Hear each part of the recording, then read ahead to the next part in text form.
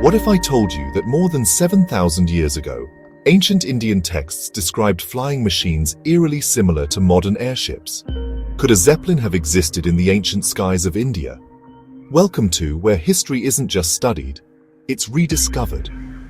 The story begins with one of the oldest Sanskrit epics known to mankind, the.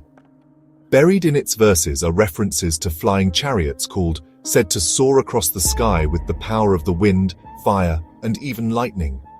But what if these were more than just poetic metaphors? In 1895, years before the Wright brothers took flight, an Indian scholar named Shivkar Bapuji Talpade is said to have built and flown an unmanned aircraft based on ancient Vedic texts. He called it the meaning "friend of the winds." Eyewitnesses claimed it rose above Chowpatty Beach in Mumbai, a moment that, if true, would rewrite the history of aviation. But where did he get the idea? The answers might lie in a controversial Sanskrit manuscript allegedly dictated by the mystic Shivkar Shastra in the early 20th century. According to Shastri, the knowledge was channeled from ancient sages who once witnessed or even piloted flying craft.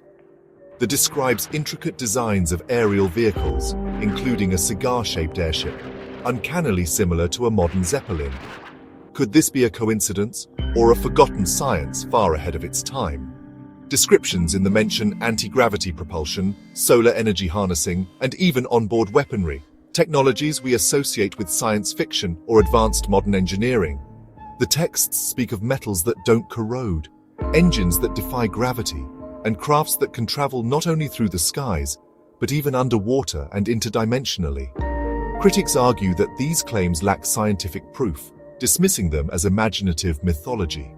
But even some mainstream researchers admit the depth of technical detail in is baffling for its time, especially if it was indeed dictated by an uneducated man in the early 1900s.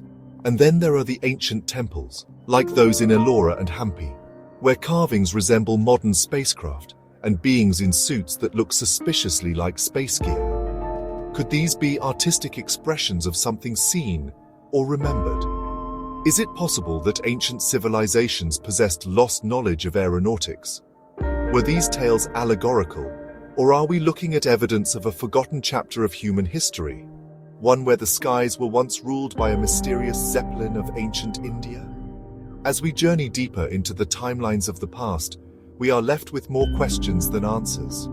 But maybe that's where the real adventure begins. Thanks for joining us on. Until next time, keep your eyes on the skies and your mind open to the mysteries of time.